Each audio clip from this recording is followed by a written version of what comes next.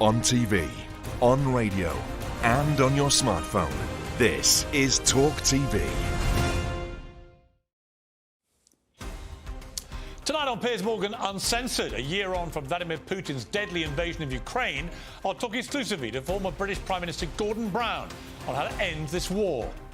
Plus, another world exclusive is one of the internet's biggest stars, with more fans than most A-listers and a bank balance to match. But is he a real boxer? Jake Paul controversially fights Tommy Fury in Saudi Arabia this weekend. But first, he gets in the ring with me. Live from New York, this is Piers Morgan, Uncensored. Well, good evening. Welcome from New York City, where we're live and uncensored. 1 year ago, Kyiv, Ukraine, was a cosmopolitan European capital. The subway teemed with people heading home after work. Cafes hummed with the sound of friends laughing. Music belted out from bars packed with revellers. It was like any other European city. But at 4 a.m. the next morning, everything changed.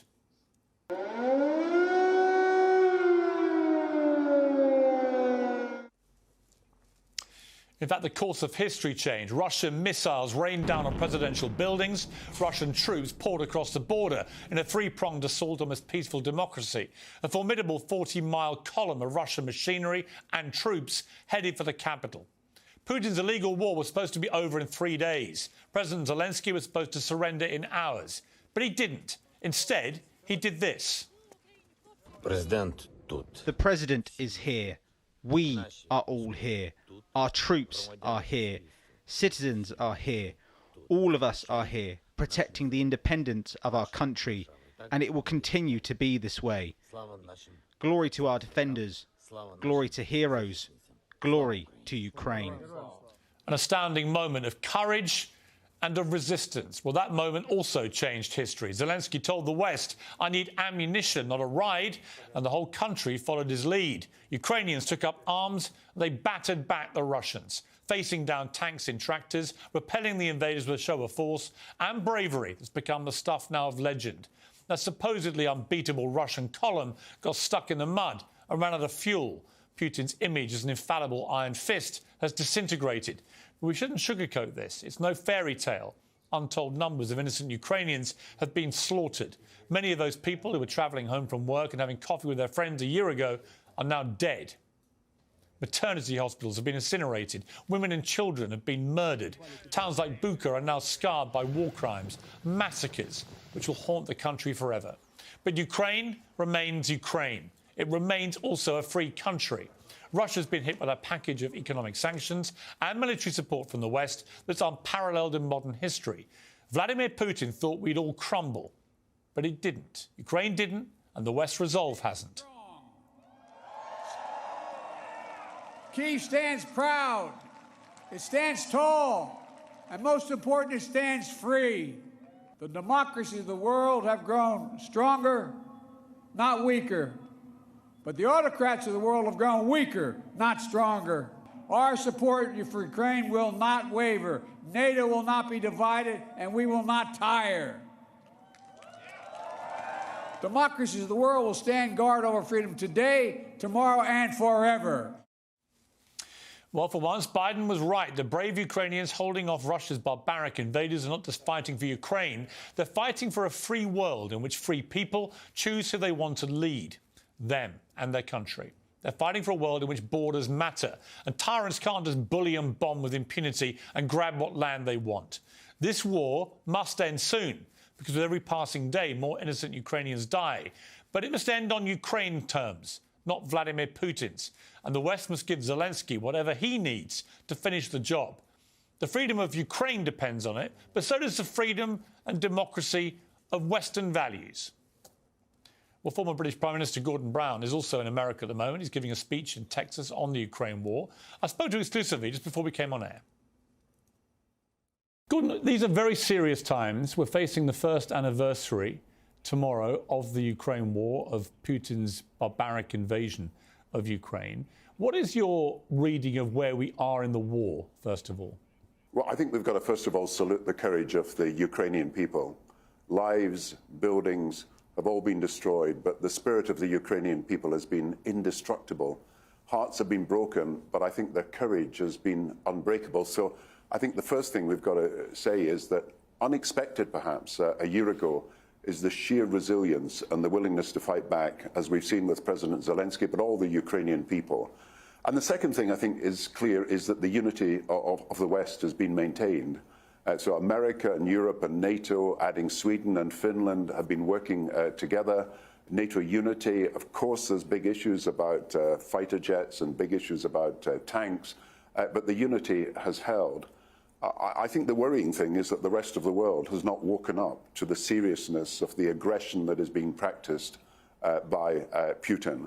We've got to persuade the rest of the world that this is a turning point. If we do not support the Ukrainian people against the Putin assault, then people will think that they can practice aggression with impunity. And that's why I'm wanting Putin to be brought to justice. That's why I favour a special tribunal.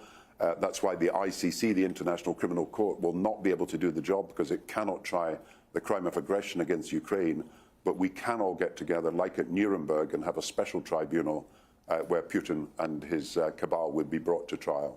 We're both in America. You're in Texas, I'm in New York. A lot of that decision-making will depend on America's support. Do you think that President Biden will go along with what you would like to do? Well, I think it's been remarkable that President Biden has visited Ukraine this week, and I think he should be congratulated. I know you did in your columns and in your television interviews say that this was a very special thing that Biden did a year on, and I think it's important that he sent that message both to the Ukrainian people and to the rest of Europe that he was 100% behind President Zelensky and what he was trying to do. But you know, the whole of Europe, the European Parliament, the European Union, the Council of Europe, the Nordic countries, the Baltic countries, France, perhaps reluctantly to start, Germany, perhaps reluctantly to start, now the United Kingdom, they've all said a special tribunal should be set up. The exception is still America. You cannot allow the crime of aggression in the modern world to go with impunity. You cannot send out a message that there's a safe haven for those who practice this. You cannot allow there to be a hiding place for criminals like Putin. And whatever is to happen in the future, it is absolutely clear that you can prove that the crime of aggression was initiated and practiced, continues to be practiced. And of course, the innocent civilians, rape, mutilation, all the torture that has been carried out by Russian soldiers, that arises from the foundational crime, the crime of aggression, the one that was brought for the Nazi war criminals in 1946, and the one that is relevant as a crime to be prosecuted today. So America, I hope, will come along with Europe. Europe has gone with America on so many issues. America, I think, and President Biden should use Friday, should use the day to say, look, this is the time when we'll add the judicial action to everything else that we're doing. You had an extraordinary first encounter with Vladimir Putin at the Kremlin when you were the Chancellor of the Exchequer in the UK government, 2006. And it was quite chilling, actually, when you recounted what happened there, because he made you sit in a smaller chair so that you had to look up at him.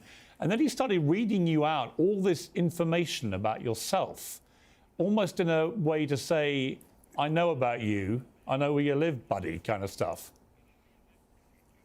Yeah, it was the old KGB agent. And as you know, Putin is a small man. He sits at a desk above you. You're in a settee and you're sort of sinking into that settee. So you've got no choice but to look up at him. And he's issuing threats. You know, we're going to sell our oil to the east and not to the west. Gas will never come to Europe if you don't do what we say. And of course, later, if you have an expansion of NATO, there's going to be retaliation. What I understood immediately, now some people thought you could do business with Putin. I never thought that. What I understood immediately was that this guy, all he understands is strength. He'll exploit any weakness, totally opportunist in doing so. And you've got to send out a message of strength, and it's got to be united in the way that you convey that message. And we had to deal with Litvinenko's assassination, as you know, on the streets of London. We knew Putin was planning further assassinations. We had to send a very strong message that we would retaliate and we would not allow this to happen. We gave 24-hour protection to lots of citizens that we knew were being targeted for assassination. He was going to send other killers into the country. And it was only 10 years later, I think, when the guard had dropped, we had been protecting people, the guard had dropped, that we saw the Salisbury killings taking place. I am in no doubt that you cannot trust Putin. He is not a man of his word, that he only understands strength, and it's strength that we've got to show. Now, it's strength we've got to show by unity. You know he's making deals with other countries to sell his oil. 50% of his oil is now going to China and to India. You know that also he is, there's a naval exercise at the moment in South Africa, South African forces, Chinese forces and Russian forces. The way that he is trying to build Iran, they're trying to build Syria, trying to build support with other countries, is something that we've got to counter. One of your successors as Prime Minister, Boris Johnson, has today come out and said to Rishi Sunak, the current Prime Minister, that he must send fighter jets to support Ukraine militarily, and also says that China should be warned that it would be an historic mistake if they were to get involved directly on the side of Vladimir Putin and Russia. What's your reaction to both of those things? Well, the worrying thing today is if the American intelligence is correct and China is considering giving physical support to the Russian attack on Ukraine. Now, I don't know whether that intelligence has been proven to be accurate, and I don't know what the Chinese plans are, but clearly the strongest possible message should be sent. I said a year ago that we were bound to see a long war, I'm afraid, a long war, that we will see the decoupling of Europe from Russia, and that's actually happening. But the variable was what China was going to do. It was bound to say it wasn't going to really sort of criticize the Soviet Union or the Russia, but it hadn't been giving physical support. So that's a very serious development, and we've got to look at what's happening there. Now, when you look at the military support, President Biden, as you know, is drawing a fine line and trying to get a fine balance between support for Ukraine and active engagement in a war. He's trying to get a balance between delivering, if you like, military and other support and a declaration of war. And I understand from my own experience in government that this is a fine line, a very difficult thing to do. I don't think there should be a red line about sending fighter jets. I think that's worthy of consideration and should be considered. And I know Netherlands, Poland, France said that they're supportive of this. But we do know from Ben Wallace, the Defence Secretary of the UK, that this will take a time. And therefore, it's not a silver bullet. It's not a magic bullet. We've got to look at how we can increase the support for ground-to-air surveillance, ground-to-air action to get rid of Russian jets from the air. And obviously, we've got to get the tanks to people as quickly as possible. This is essentially, I think everybody agrees, a ground war at the moment. And the most we can do at the moment, I think, quickly, is to get the tanks that we've promised to Ukraine to them as soon as possible. Does this end with Ukraine being compelled to cede 1 inch of territory lost to Russia? Ukraine rightly is united around the integrity of Ukraine. Putin believes that Ukraine is part of Russia. These are two irreconcilable positions. We have got to weaken Putin. Now, there are many reasons why Putin is a lot weaker now than he was a year ago. He thought that NATO would not be united. He didn't think that Finland and Sweden would come along. He didn't think the sanctions would be effective. He thought we would treat them like previous governments had treated the invasion of the Crimea. He is not able to sell his oil and gas in the way that he has in the future. But he's still got reserves. The Russian economy has not collapsed, and it's possibly going to be growing faster than the United Kingdom this year. So he has managed to survive some of the sanctions so far, but he is severely weakened. The key thing, and this is why I'm supporting this judicial action, to bring him to trial in The Hague and to say he is a war criminal, guilty of the crime of aggression. The key is to persuade the whole of the world that this is a crime that is completely unacceptable in the modern world. It is possible to imagine, in his absence, Putin being tried in a few weeks' time for the crime of aggression. It's adding to our weaponry, if you like, the military and the material and the moral support, the judicial weapon that was something that has been used since Nuremberg to punish war criminals. Gordon Brown, great to have you making your debut on Piers Morgan Uncensored. Please come back soon. Really enjoyed the conversation. Thank you. Thank you, Piers. Well, next tonight, some more sad news for the gruesome twosome. Harry and Meghan's popularity has plunged in a new poll. We'll talk about that next.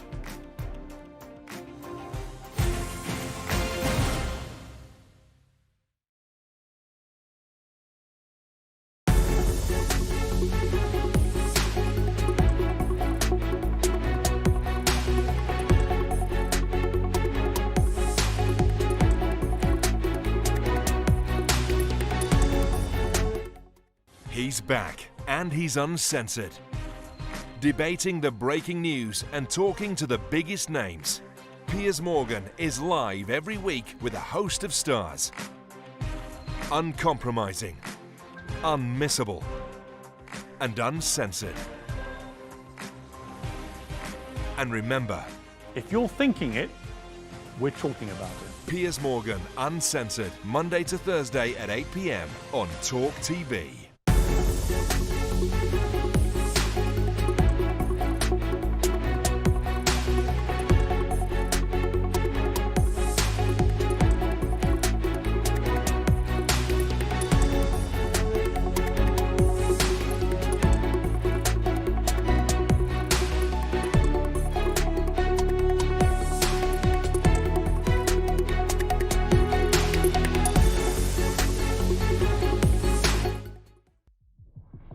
Passionate and always straight to the point.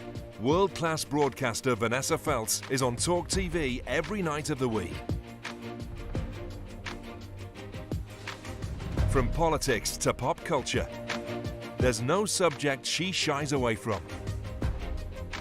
And remember, if you're thinking about it, we're talking about it. join Vanessa Feltz on TalkTV every day from 4 p.m.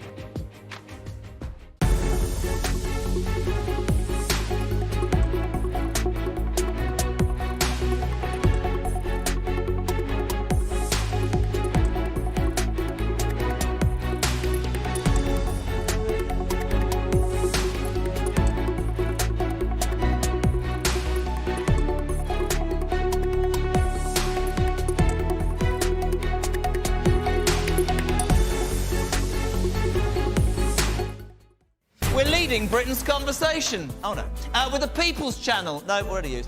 Every Little Helps. For God's sake, is nothing original anymore. It's finger-licking good. I'm loving it. Look, let's be honest. We don't have any fancy speechwriters here, but we do, and I promise you, discuss the issues that matter to you. Yes, I'm back. Talk TV, not with Morgan, just before him.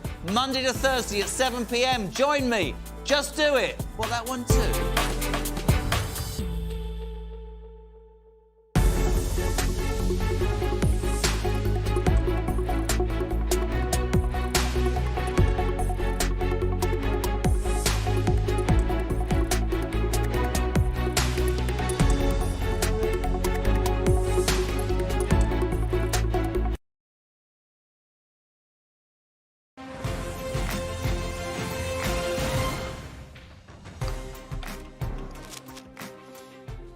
Well, welcome back to Piers Morgan Uncensored, live from New York. In a few minutes, we'll be talking to Jake Paul, who's got his huge fight on Sunday night in Saudi Arabia against Tommy Fury.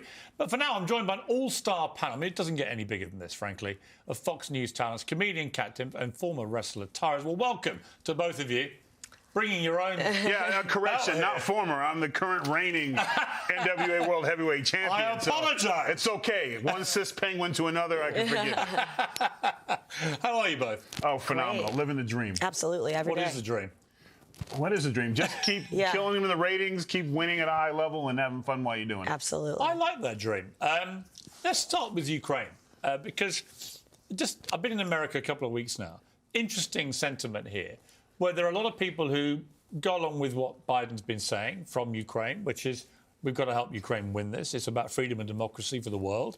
But a rising number, as often happens as a war goes on and on, of skeptics saying, well, how is this in America's interest? How long does America keep having to prop up this Ukrainian resistance. What do you think? Well, I think the biggest problem is because we're having issues at home that's not getting attention from the federal government. And I think that's the biggest thing is we're seeing these huge checks going to Ukraine, and then eventually finding out all these loopholes and all these monies being filtered otherwise. Meanwhile, we're having what's going on in Palestine, Ohio. We're having issues with crime in our country, and we don't seem to be getting any help from the federal government. So a lot of it is we're not taking care of home, but you're making appearances in Ukraine, but you couldn't show up in Ohio. So that's where the argument is. Does it have to be either or, Kat? Right. I mean, is the problem that they just haven't taken seriously issues like the border, issues like this train derailment in Ohio, that actually if they had taken those seriously, then it's perfectly acceptable and correct that the president should be supporting Ukraine and be in Kyiv? Is it the problem is they're not doing this, therefore that is more glaring to many Americans? I think what's glaring to me is that if you raise any questions about even the question that you just asked, even asking that can make, oh, you're a puppet of Putin, right? And somebody, if you just look back at everything in the history of this country, especially when it comes to foreign policy and different wars, the more that they seem to want to stop you from even asking questions about something, especially when it's our money that's getting spent, the more important that I think it is to ask those questions, because every issue is more complicated when it comes down to it. I mean, look, America's been in a lot of wars. Yeah. The UK has been shoulder to shoulder with most of them, right? Yep. And a lot of them haven't turned out very well. Exactly. Let's be perfectly honest. Exactly. We've wasted a lot of money. Some have been more justified than others. You know, sometimes to me, a war like World War II, where you have Adolf Hitler and the Nazis trying to take over the world, there's a clear and present threat to the world that has to be resisted. A war like the second Iraq War, not the first, which was pretty clear-cut, but the second one, I always felt was fought on a false pretext. I campaigned against it. So these things are never actually clear-cut. And we found out a lot more, to your point, about Iraq and Saddam Hussein too late. Absolutely. And just like in this case back then, it was almost a demand of patriotism that you just blindly support that war, even though there were so many logical, objective reasons to have questions.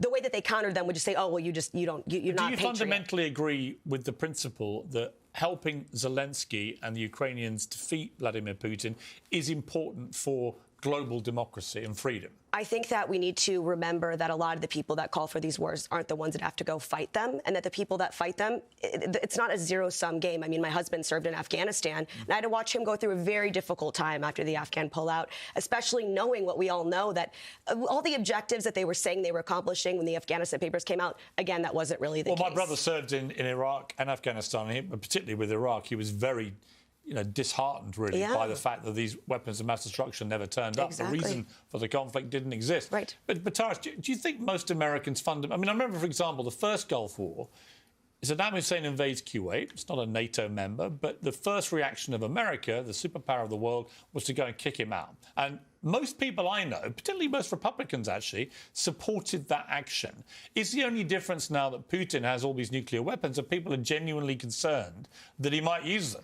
Well, I think it's to Kat's point and to your point. I think people now have the memory is a lot longer now. And I think anytime someone's in trouble, the average American is, let's go do it. The problem is that once we run in and we start to see all this money going over there, and we're having probably the biggest problems we've ever had in this country in terms of crime. We've had the defund the police propaganda going on in this country. We've got protests nonstop.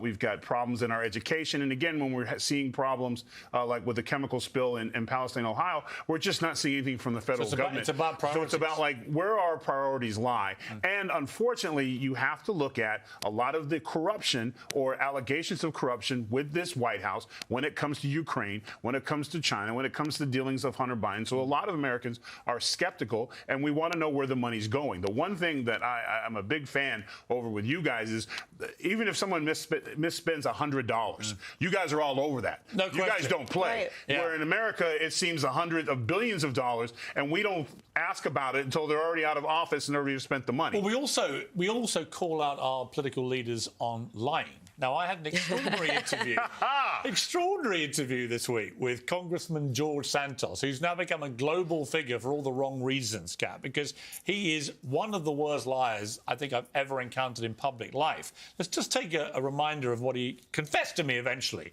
in our interview on Monday. I've been a terrible liar. I mean, would you be prepared to say that? Sure. Like I said, well, I've been a terrible liar on those subjects.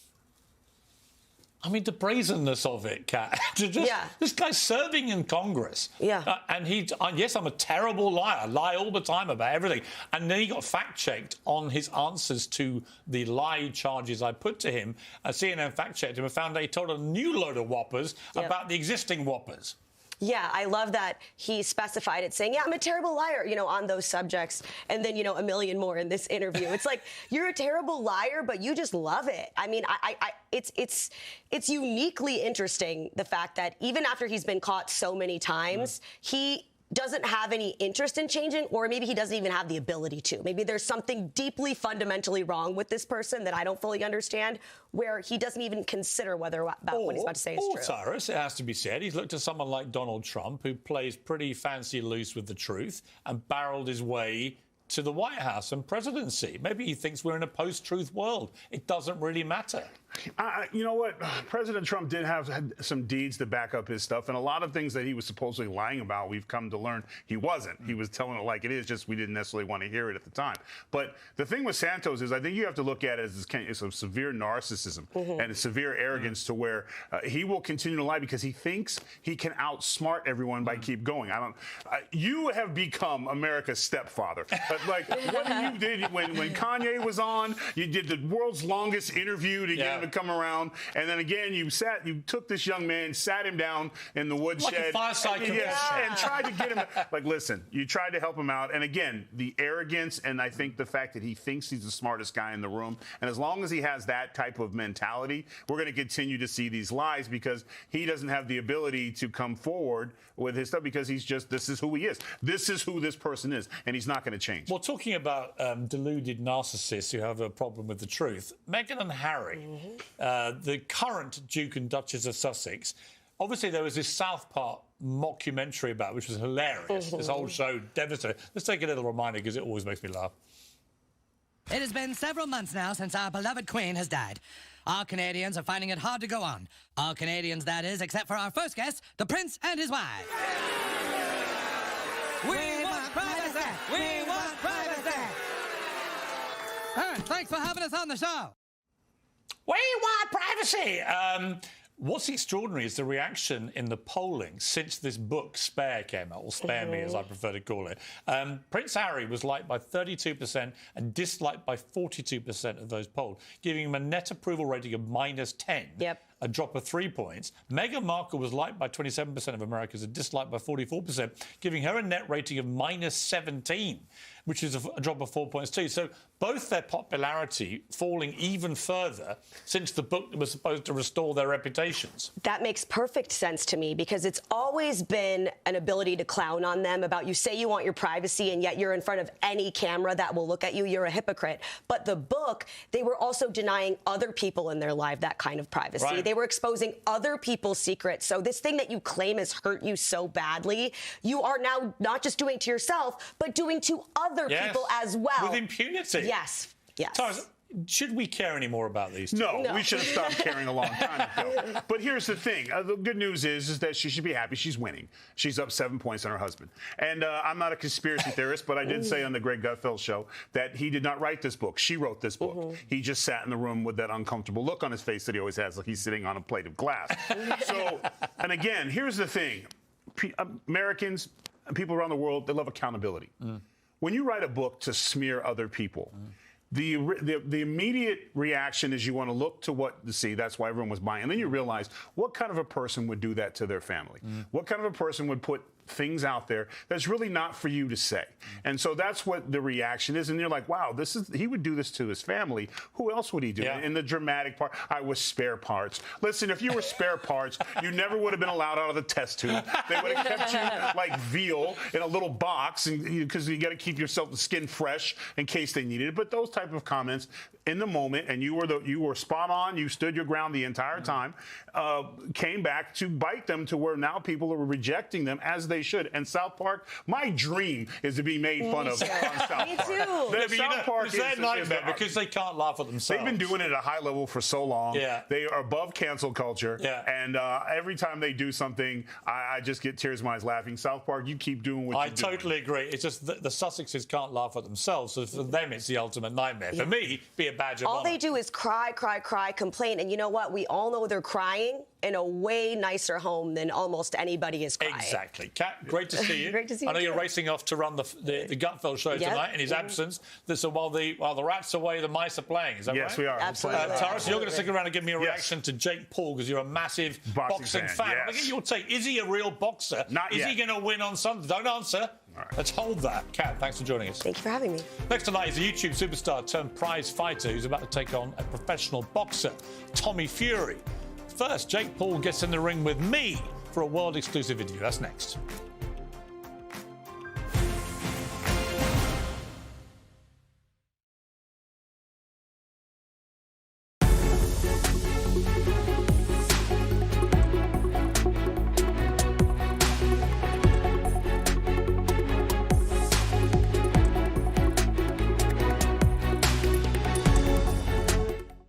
He's back, and he's uncensored. Debating the breaking news and talking to the biggest names. Piers Morgan is live every week with a host of stars. Uncompromising, unmissable, and uncensored. And remember, If you're thinking it, we're talking about it. Piers Morgan Uncensored, Monday to Thursday at 8 p.m. on TalkTV.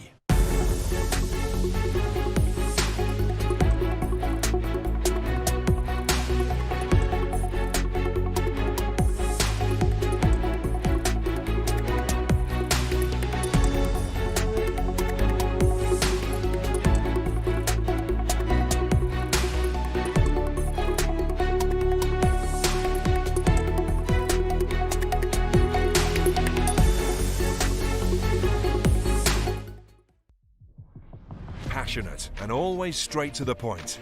World-class broadcaster Vanessa Feltz is on TalkTV every night of the week. From politics to pop culture, there's no subject she shies away from.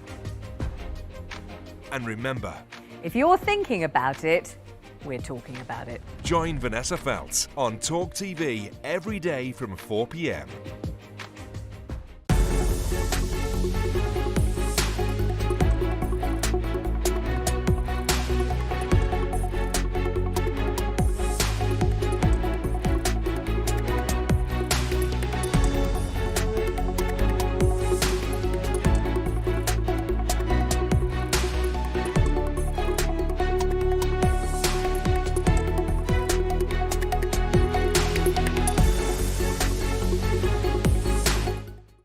We're leading Britain's conversation. Oh, no. With the People's Channel. No, what did I use? Every little helps. For God's sake, is nothing original anymore. It's finger-licking good. I'm loving it. Look, let's be honest. We don't have any fancy speechwriters here, but we do, and I promise you, discuss the issues that matter to you. Yes, I'm back. Talk TV, not with Morgan, just before him. Monday to Thursday at 7 p.m. Join me. Just do it. Well, that one too.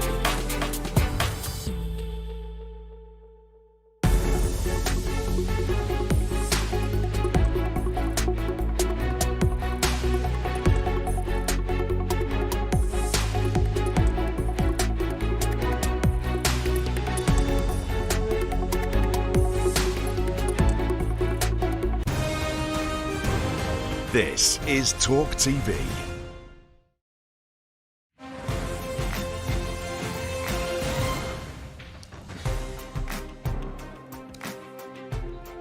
Well, one's a professional boxer, the other is a YouTuber who's taken up boxing, but the stakes could hardly be higher.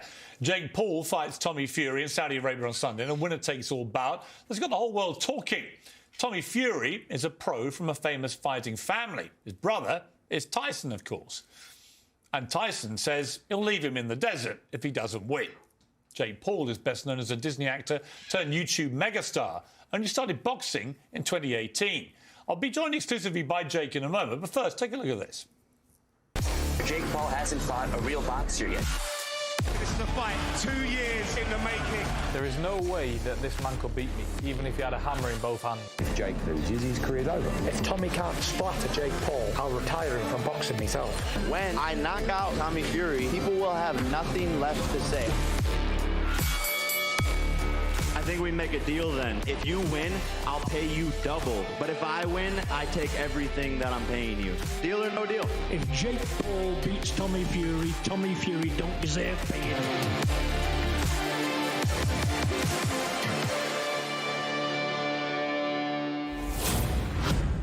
Well, I'm joined now from Saudi Arabia by Jake Paul. Jake, how are you?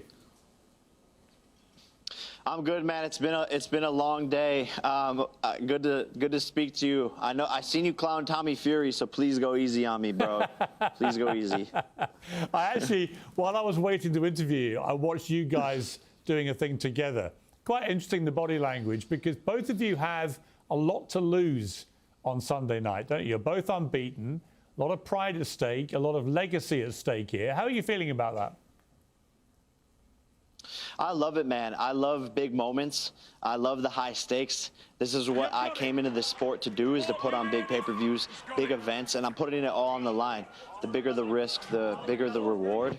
And there's a lot, like you said, on the line. It's UK versus US. It's the Furies versus the Pauls. And I have to go out there and prove that I could beat a professional boxer, because that's been the #1 criticism of my career so far. So I'm super excited for this. I want to go back to before you started boxing briefly, because I'm fascinated about you and your brother. I've got 3 sons in their 20s, all of whom have followed both of you for many years and have wanted me to interview you for many years, actually. You were both 10 and 12, living in Ohio. Your dad was in real estate, your mum was a nurse, and you get given a video camera. And you guys start just mucking around with a video camera. Could you have ever imagined that within 15 years you would become 2 of the biggest internet stars in the world? Definitely not, my friend. This whole journey has been absolutely surreal. To me, it still doesn't make any sense. I feel like I'm living in a dream on a day-to-day basis.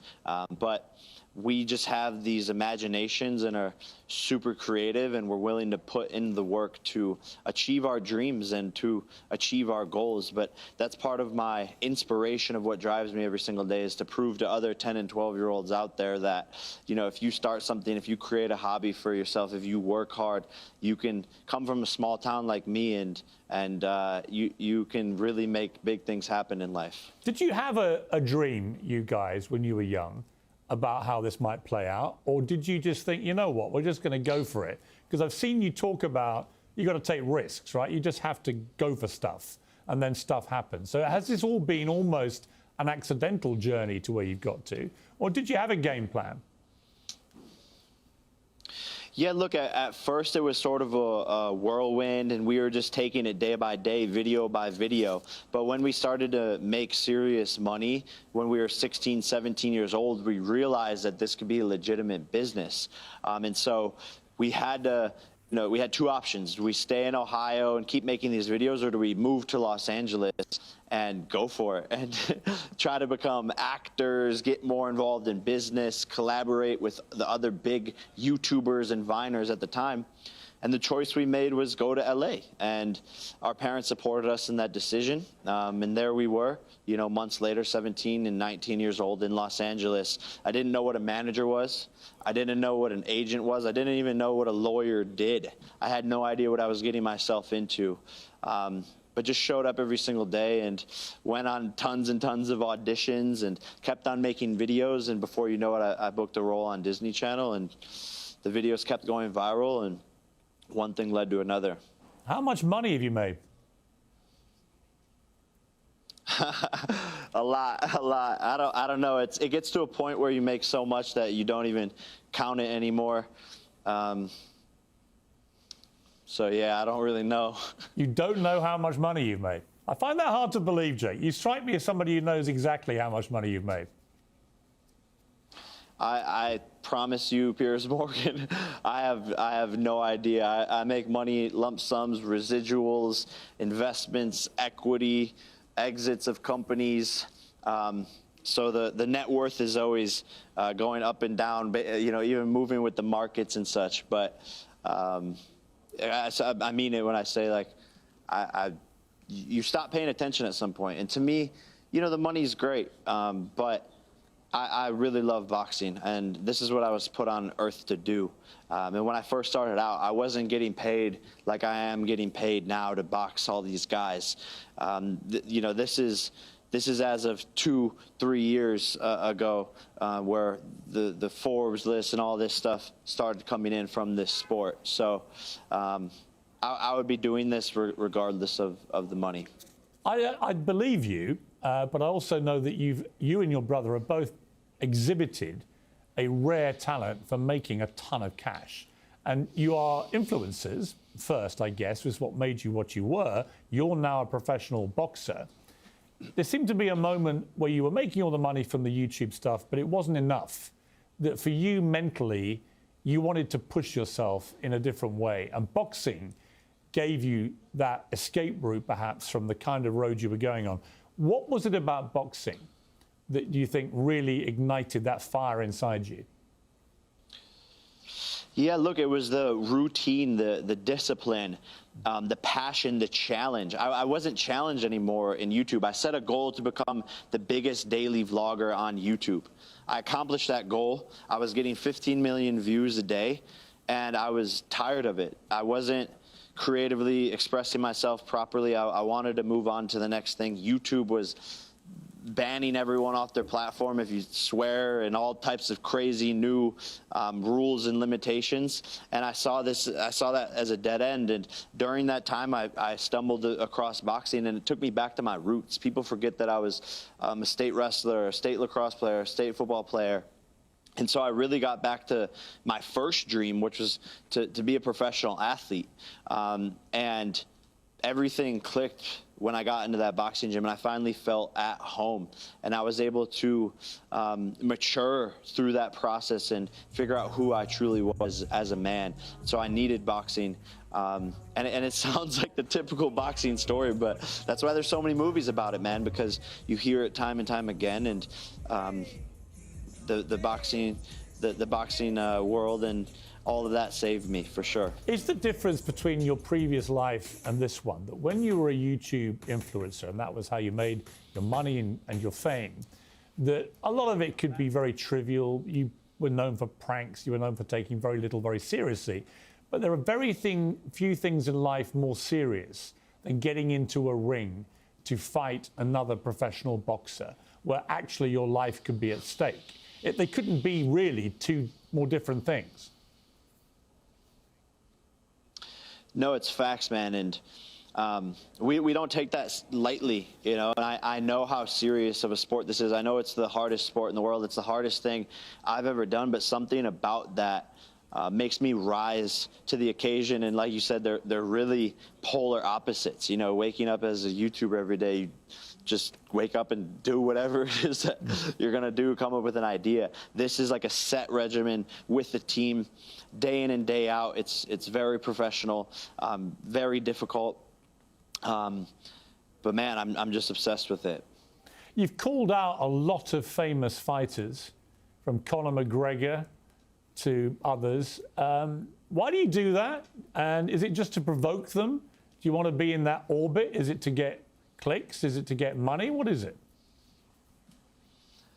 No, man, it's because I really want to fight them. And that's what I've proven. When I first called these people out, everyone thought I was crazy. I'm definitely slightly crazy, a little bit, but they didn't think that was actually possible for these fights to happen. And in less than 3 years, I've taken on some of the biggest names in the sport, some combat sports legends. And so, to me, I always saw the vision. I always saw the game plan. I always knew what I was capable of. And I think at some points I was biting off more than I could chew with calling out these guys, but my skill has quickly caught up to be able to actually go in there and beat some of these guys. And I think it's to a point now where when I called out Conor McGregor, everyone thought I was crazy. And now I guarantee you he won't ever box me because I would beat him. And he knows that. If I could beat Anderson Silva, who's bigger, stronger, faster, better striker, then a smaller guy in Conor McGregor is not going to want to fight me. Let me ask you about the fight on Sunday. You're up against a guy, like I said, who's unbeaten. There's a lot at stake here. it's a proper fight now. I mean, all the criticism you've taken that you haven't had a proper fight against a sort of lifelong professional boxer, that criticism ends on Sunday night. Do you have any doubt? I hear you guys have agreed now whoever wins takes all the money. And that's a lot of money, nearly $10 million. Have you got any doubt in your head right now that you will win and that you may win by knockout? No, I don't. I'm confident in my preparation. You know, anything can happen in a boxing match, but you work to make those things not happen. And he just doesn't have the power, the capabilities to do anything to be able to defeat me. And that's why I'm willing to put my money where my mouth is, because talk is cheap. And that's why I'm putting it all on the line. And Sunday night, you're going to see me knock this guy out. Be there, pay-per-view, pull up. Piers Morgan, thank you, bro, for having me. Final question. Would you ever fight your brother? I don't know. It depends what day you ask me, but I don't know if it'll ever happen, man. We could fantasize about it, but who would win? Who knows? I think it could be really interesting. I would win. I would win. And that's the tough part is if he's okay with being the older brother that loses, then I would do the fight. But I just don't know if he's going to be okay with that. You know, this is how my younger brothers talk about me. And I still beat them at arm wrestling. Well, good for you, Piers. Actually, the one thing I was going to mention to you, I know you're the king of the internet and you've got 20 million followers on Instagram, but I just checked on Twitter to see how you're doing on that. You only have 4.5 million followers on Twitter. I've got 8.4 million. What does that make me then? You're world famous, Piers, and I think you need to, bro, tag me. Like, you gotta tweet me, tag me, bro. I need some help there on Twitter. You know what, Jake? Because I like you, and because you've given me an uncensored interview, I'm actually going to help you out and get your following up a bit. I'm worried about you languishing down in the 4 millions on Twitter. You know, you need to get that number up a bit. Thank you, bro. Hey, good luck on Sunday. Everyone follow me on Twitter at Jake Paul. Jake Paul the 5 million on Twitter. Thank you. He needs help to get anywhere near me. My friend Cristiano Ronaldo is out in Saudi. Do you think he's going to come to the fight? That's what the rumors are saying, man. And I think Tommy's going to be his masseuse after this, like you said. Ronaldo is known, you know, for having, I think, one of the greatest work ethics of any athlete that's ever played any sport at all. Do you look at someone like him and see a role model? But does he have the greatest masseuse, Tommy Fury? I would actually need to step his game up in that category. I would pay good money to see Tommy be your masseuse. Hey, Jake, thank you very much for your time. I appreciate it. Thank you. Thank you, guys. All the best. Well, a quick update to that end of that conversation. Cristiano Ronaldo has just told me he's going to the fight on Sunday, and he thinks it's going to be a great fight, which many people do. So there we are. You can listen to the Jake Paul and Tommy Fury fight live and for free this Sunday on TalkSport. You download the app, you listen on DAB, or you go to talksport.com. So who's going to win? Well, champion wrestler and Fox star Tyrus has some thoughts, strong thoughts, and he'll give them to me after the break.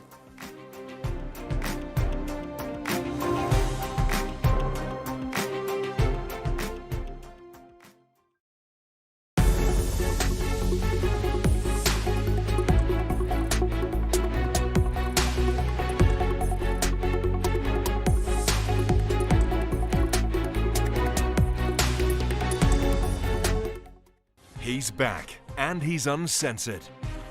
Debating the breaking news and talking to the biggest names. Piers Morgan is live every week with a host of stars. Uncompromising, unmissable, and uncensored. And remember, if you're thinking it, we're talking about it. Piers Morgan, Uncensored, Monday to Thursday at 8 p.m. on TalkTV.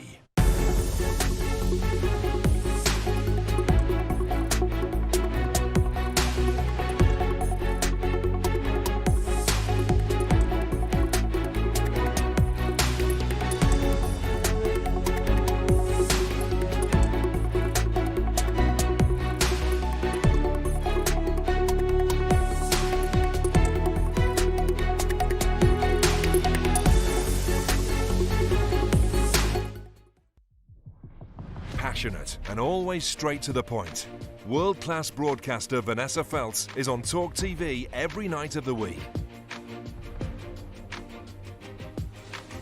From politics to pop culture, there's no subject she shies away from. And remember, if you're thinking about it, we're talking about it. Join Vanessa Feltz on TalkTV every day from 4 p.m.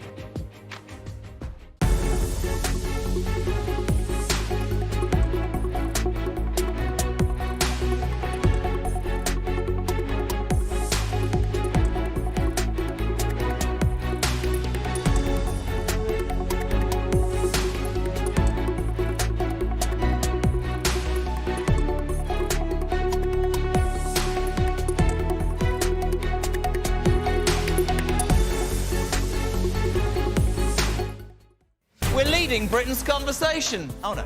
With the People's Channel. No, what did I use?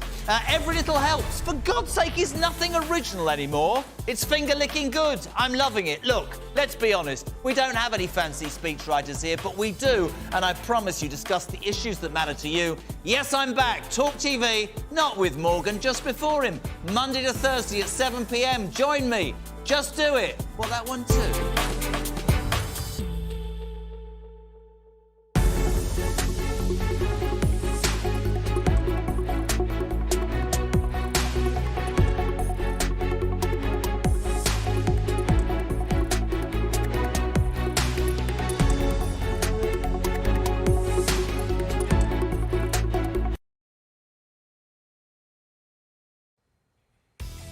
Coming up on The Talk, the government will assess thousands of asylum claims with a form instead of face-to-face interviews. The Queen Consort appears to criticise the rewrites made to Roald Dahl's books.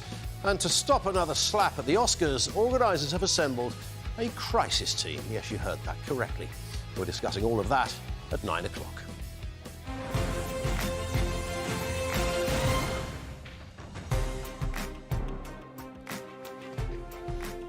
Well, back with Piers Morgan Uncensored, live from New York City. I'm still with Tyrus. So, Tyrus, you've been a champion in the ring. What do you make of Jake Paul? It seems to me very charming, very switched on. Him and his brother, great marketers, great YouTube sensations. They're the amazing American story. Two kids from Ohio who had a dream. And like I said, you cannot not like the guy. And I applaud him for what he's done. As a true boxing fan, I never put too much weight, in my opinion, into the celebrity boxing stuff or fighting guys from UFC who were past their prime or whatever. But he was able to cut out something to where it was rivaling boxing in attendance. People were tuning in. People were stopping to see him fight. And what they wanted to see was they wanted to see one of their old-time favorites, one, get a little shine again, and two, knock him out. And he has been unable to do that. The Silva fight, I thought, was probably his toughest challenge. And who's going to win on Sunday? Well, here's the deal. In my opinion, Paul has nothing to lose. He's making a huge jump. He's going to go from fighting guys who boxing was something they picked up like him to an actual boxer who's been boxing since he was 13. And the pressure is all on Fury. One, your big brother is quite possibly one of the greatest fighters of all time. Cerebrally, and now he decided to start using power. God help the other heavyweights. So the pressure is all on Fury. And Fury's last fight, he won every round, he dominated, and he knocked a guy out who doesn't get knocked out. So, and he's a very good counterpuncher. So Paul started late. I commend his heart. I think he has shown he loves the sport of boxing. He was offered a championship. He didn't refuse it. He refused it. I thought that was tremendous and shows who he is as a person. But he's about to make a huge plunge. And again, we were talking in the back. Sylvester Stallone had a great thing where all the boxing and all the training he was doing when he sparred with Roberto Duran for one round, and he felt what it was like to be in there with an amateur. Muscle memory and in boxing is key. That's why guys start so young. I spent a morning watching Manny Pacquiao at his peak in a gym in LA, where I know you've been as well. And it was so fast, so ferocious, so powerful. And watching it at close quarters, it was actually terrifying. And he wasn't even at the weight level these guys are at, right? No, he fights at 154. So when you look at Jake, can he eventually get to a point, maybe he gets 20, 21 fights under his belt fighting other boxers? Can he give Jamel Charlo a run for his money? And I think most people would say, no, not a chance in hell. But is it good for the sport of boxing that you have these YouTubers doing it? I say yes, because they're still trying to box. And then when you watch boxing at the highest level, you really have a greater appreciation for it. Again, I'm not throwing any shade at Jake. I think what he's doing the honorable thing, and now he's got to put up or shut up. Because here's the deal. If Fury doesn't knock him out in 3 rounds, I think he won. Yeah. Because again, and the thing about him that I like is that his doesn't really have the shocking power, but he kind of wears guys down. Who would win if he did fight his brother? I think the reason why his brothers hopped into the wrestling world is because the younger brother's a better fighter. So we'll just put it. But for older brothers everywhere, it'd be a cold day in hell from any of mine. The last brothers I asked were the Klitschko brothers. Yeah, and they never fought. I interviewed them in Ukraine. Their mother would never let them do it. But I said who would win, and Vitaly, who actually never got knocked down in his entire career, he said my brother would beat, but only because he's a lot younger and still in the game in terms of fitness. He said whereas. But I think at their peak, I think Vitaly might have been. He was a bad cut away from beating Lennox Lewis. Yeah. Let's not forget that. Yeah. And it's great. It's going to be a great fight. It's good for boxing. Fury probably can't sleep. He's got the pressure of his brother. Yeah. He's got the pressure of the boxing world. And Jake Paul's playing with house money. So, again. Taurus, great to see you. I would pick Fury, but I would not count out It's Jake. going to be a great fight. Great to see you. Thank you Always very much a pleasure. for being on it. Just want to end with a sad note. John Motson, in my opinion, the greatest football commentator there's ever been, died today. He was known as Motti. I met him a few times. He was an absolute genius in front of a broadcasting microphone. And I want to just play the show out with a bit of John Motson. Actually, I think he won't be shaken off.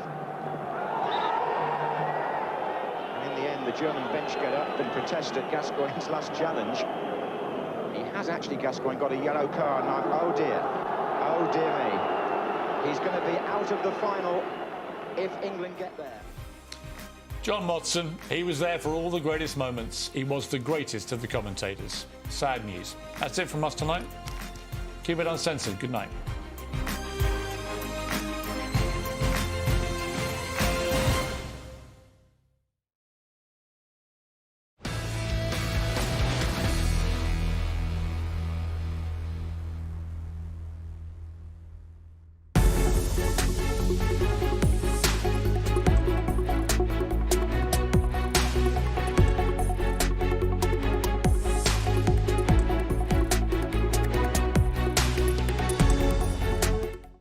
He's back, and he's uncensored. Debating the breaking news and talking to the biggest names. Piers Morgan is live every week with a host of stars. Uncompromising, unmissable, and uncensored. And remember, if you're thinking it, we're talking about it. Piers Morgan, Uncensored, Monday to Thursday at 8 p.m. on TalkTV.